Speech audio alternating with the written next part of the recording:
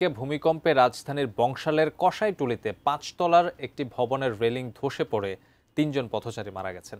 সহকর্মী সাব্বির আহমেদ আছেন সেখানে। সাব্বির, ঠিক কোথায় ঘটনাটি ঘটেছে, এখন কি অবস্থা সেখানে, বিস্তারিত আপনি জানাবেন আমাদের।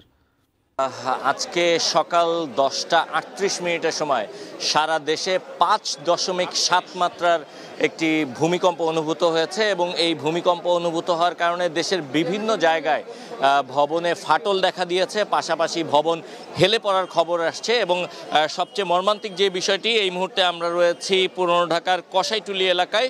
এই কসাইটুলী এলাকায় একটি ভবনের রেলিং, 5তলা ভবনের রেলিং ধসে পড়ে প্রায় 3 জন এখনো পর্যন্ত নিহত হয়েছে, যেটি আমরা নিশ্চিত হয়েছি। এবং এই নিহতের সংখ্যা আরও বাড়তে পারে, কারণ গুরুতর আহত অবস্থায় 2-3 জনকে নিয়ে যাওয়া হয়েছে। এবং আপনারা দেখতে পাচ্ছেন, শুরুতে ফায়ার সার্ভিসের সঙ্গে যখন আমরা কথা বলেছিলাম, ফায়ার সার্ভিসের পক্ষ থেকে আমাদেরকে জানানো হয়েছিল যে পুরো ভবনটি ধসে পড়েছে, কিন্তু আসলে পরবর্তীতে দেখা গেছে যে পুরো ভবন নয়, মূলত আসলে ভবনের যেই রেলিংটি রয়েছে সেই রেলিংয়ের একটি অংশ ধসে পড়েছে। এবং ফায়ার সার্ভিসের পক্ষ থেকে আমাদেরকে যেটি জানানো হয়েছে, এই রেলিংটি ধসে পড়ার পরপরই তারা ঘটনাস্থলে এসেছেন। এবং আপনি দেখতে পাচ্ছেন যে এই পুরো ঘটনাস্থলটিতে এখন প্রচুর সংখ্যক উৎসুক মানুষ অবস্থান করছে। এবং এখানে যেই অংশটি, অর্থাৎ রাস্তার ওপরে যেই অংশটি, অতিরিক্ত যেই অংশটি রেলিং আকারে রয়েছে, এই পুরো অংশটি আসলে ঝুঁকিপূর্ণ বলে দাবি করছেন ফায়ার সার্ভিসের কর্মকর্তারা। এবং আমরা যেটি জানতে পেরেছি যে রাজধানীর বিভিন্ন জায়গায় এই ধরনের বেশ কিছু ভবন হেলে পড়েছে এবং এই ধরনের ফাটল দেখা দিয়েছে। এবং এই ফাটলের কারণে এবং এই যে রেলিং ধস, এই রেলিং ধসের কারণে যে পথচারী তিনজন প্রথমে তারা আহত হয়েছেন এবং পরবর্তীতে তাদেরকে হাসপাতালে নেওয়ার পর চিকিৎসক তাদেরকে মৃত ঘোষণা করেন। এবং এখানে ওই সময় যে ভবনের বাসিন্দারা যারা ছিলেন তাদেরকে কিন্তু নিরাপদে নিচে নামিয়ে আনা হয়েছে। এবং যারা এখানে উপস্থিত ছিলেন, আমরা একটু তাদের সঙ্গে একটু কথা বলতে চাই যে তারা আসলে কি অবস্থায় ছিলেন। অনেকেই যেটি বলছেন যে তারা প্রচণ্ড আতঙ্কগ্রস্ত হয়ে পড়েছিলেন, কারণ যারা উপরতলার বাসিন্দা ছিলেন তারা যেই ভবনের যেইভাবে কাঁপুনি দিয়েছে, সেই কাঁপুনি দেওয়ার কারণে আসলে সকলেই আতঙ্কগ্রস্ত হয়ে পড়েছিলেন। এবং আপনি জানেন যে ঢাকার খুব কাছেই, অর্থাৎ নরসিংদীর মাধবদীতে এই ভূমিকম্পের উৎপত্তি স্থল। এবং এই উৎপত্তি স্থল এই এত কাছে হওয়ার কারণেই মূলত আসলে এই বড় ধরনের ভূমিকম্প অনুভূত হয়েছে।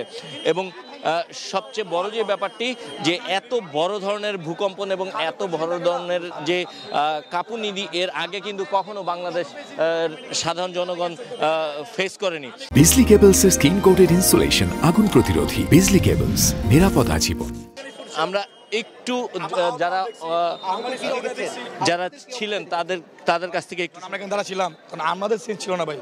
আমাদের তো ভাই মনে ভয়টা কি, সেটা তো আমরা বাস্তব চোখ দিয়ে দেখছি ভাই।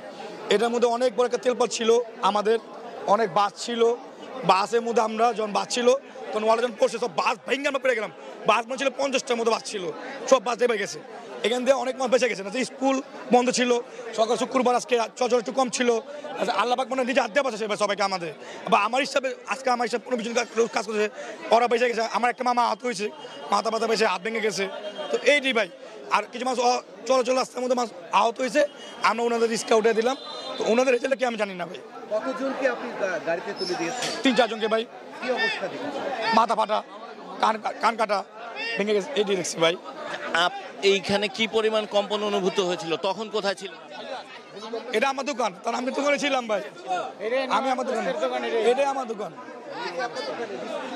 শুনছিলেন, এটি মূলত নয়নের মাংসের দোকান নামে এটি পরিচিত, আমরা যতটুকু জানি। এবং আমরা একটু আপনাদেরকে দেখাতে চাই যে ঘটনাস্থলটিতে আসলে পুরো মানুষ যারা নিচে, যাদের উপরে যে রেলিংটি আছে, সেই রেলিংয়ের যে অংশটি ধসে পড়েছে, ধসে পড়ার কারণে এই জায়গায় এখনও যারা আহত হয়েছেন, যারা আহত হওয়ার পর যাদেরকে হাসপাতালে নিয়ে যাওয়া হয়েছে, তাদের শরীরের রক্ত এবং কিন্তু এখনও এখানে পড়ে রয়েছে।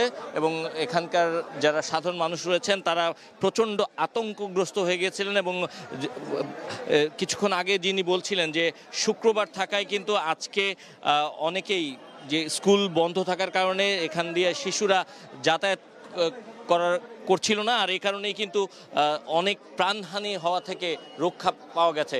আর শুক্রবার দিন আপনারা জানেন যে পুরান ঢাকার মানুষ একটু দেরি করেই আসলে ঘুম থেকে ওঠেন, এবং তারা যে সময়টিতে ঘুমিয়েছিলেন সেই সময়টিতেই মূলত এই কম্পন অনুভূত হয়েছে। কিন্তু প্রথম দিকে ফায়ার সার্ভিসের পক্ষ থেকে যেটি বলা হয়েছিল যে পুরো ভবনটি আসলে ধসে পড়েছে, কিন্তু ভবনটি ধসে পড়েনি। ভবনের যে রেলিংয়ের একটি অংশ রয়েছে, বাড়তি অংশ, সেই বাড়তি অংশটি ধসে পড়েছে এবং ধসে নিচে পড়ার কারণেই মূলত এই প্রাণহানির ঘটনা ঘটেছে। এবং ফায়ার সার্ভিসের পক্ষ থেকে যেটি বলা হয়েছে যে এই পুরনো ঢাকার বেশিরভাগ ভবনই কিন্তু আসলে ঝুঁকিপূর্ণ, কারণ কোনো ধরনের কোনো ভবনের নকশা মেনে বা ভবনের যেভাবে তৈরি করা হয় বা রাজুকের যে প্ল্যান রয়েছে সেইগুলো কিন্তু মেনে আসলে এখানে ভবন করার সুযোগ নেই, কারণ প্রত্যেকটি ভবনের সঙ্গে প্রত্যেকটি ভবন প্রায় লাগোয়া অবস্থায় রয়েছে। আর এ কারণে এই ভবনগুলো আসলে আরও বেশি ঝুঁকিপূর্ণ। এবং ফায়ার সার্ভিসের পক্ষ থেকে যেটি বলা হয়েছে যে এই মুহূর্তে যদি আরও বড় ধরনের কোনো ভূমিকম্পন হয় সেক্ষেত্রে কিন্তু বড় ধরনের কোনো বিপর্যয় ঘটতে পারে। আপনারা দেখছেন যে প্রচুর সংখ্যক উৎসুক মানুষ পুরো এলাকায় এসে এই মুহূর্তে ভিড় জমিয়েছেন, এবং যারা নিহত হয়েছেন তাদেরকে ইতিমধ্যে ঢাকা মেডিকেল কলেজ হাসপাতালে নিয়ে যাওয়া হয়েছে এবং তাদের স্বজনরা সেখানে ভিড় করছেন। আমরা একটু দেখাতে চাই আপনাকে যে ভবনটি মূলত যে ভবনের রেলিংটি মূলত আসলে ভেঙে পড়েছে। দেখতে পাচ্ছেন এই ভবনটা কই? ভবনের ওপর তলার একবারে ছাদের যে অংশটি রয়েছে সেই ছাদের অংশের যে রেলিংটি রয়েছে সেই রেলিংটি আসলে ভেঙে নিচে পড়ে যায়, এবং নিচে পড়ে যাওয়ার সময় এখানে যেহেতু মাংস বিক্রি করা হয় নিচেই, ঠিক ভবনটির নিচেই এখানে একটি তেরপল বিছানো ছিল, এবং এই তেরপলের কারণে আরও কিছু প্রাণহানি বা আরও কিছু আহত হওয়া থেকে মানুষজন রক্ষা পেয়েছে।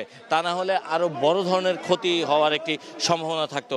এবং আপনারা জানেন যে যেহেতু ঢাকার খুব কাছেই এই ভূমিকম্পটি অনুভূত হয়েছে, এ কারণেই মূলত এত বড় ধরনের ঝাঁকুনি অনুভূত হয়েছে। এবং আপনারা জানেন যে ঢাকার কিন্তু বেশ কয়েকটি জায়গায় এ ধরনের ভূকম্প অনুভূত হয়েছে। এবং কিছুক্ষণ আগে সৈয়দা রিজওয়ানা হাসান বন পরিবেশ মন্ত্রণালয়ের মাননীয় উপদেষ্টা তিনি গণমাধ্যম কর্মীদের সঙ্গে কথা বলেছেন। তিনি যেটি জানিয়েছেন যে পাহাড় কেটে মাটি নিয়ে আসা হয়, এবং শুধু উঁচু বিল্ডিংয়ের জন্য না, পাহাড় কেটে ফেলার কারণে, জলাশয় বন্ধ করে দেওয়ার কারণে, ইটভাটা তৈরি করার কারণে ভূমিকম্পের ঝুঁকি বেড়ে যাচ্ছে। এবং অনেকেই আছেন যারা আসলে কোনো ধরনের কোনো আইন মানেন না, আর এই আইন না মানার কারণে মূলত এ ধরনের ঝুঁকি তৈরি হচ্ছে এবং এই ধরনের ঝুঁকিতে প্রাণহানির ঘটনা ঘটছে। এবং এই কারণে আসলে এই ভূমিকম্প সম্পর্কে সাধারণ মানুষকে সতর্ক করা এবং এই বিষয়ে মানুষকে প্রশিক্ষিত করা, এবং উঁচু ভবনগুলোতে আসলে যদি কখনো ভূমিকম্প অনুভূত হয় সেক্ষেত্রে সাধারণ মানুষের কি করা উচিত, কি করণীয়, সেই বিষয়গুলো মানুষের মাঝে যত বেশি প্রচার করা হবে হয়তোবা মানুষ তত বেশি এই ধরনের ঘটনায় শিক্ষা নেবে এবং এই ধরনের ঘটনায় যেন ঝুঁকি এড়ানো যায় সে ধরনের প্রয়োজনীয় ব্যবস্থা নেবে। তো এই ছিল এই মুহূর্তে পুরনো ঢাকার কসাইতুলি এলাকায় যেই জায়গায় 3 জনের প্রাণহানির ঘটনা ঘটেছে। এখনো পর্যন্ত নিশ্চিত হয়ে গেছে যে ভবনের রেলিং ধসে পড়ার কারণে 3 জনের প্রাণহানি ঘটেছে। তো এই ছিল আমার কাছে এই মুহূর্তে পুরনো ঢাকার কসাইতুলি এলাকা থেকে সবশেষ।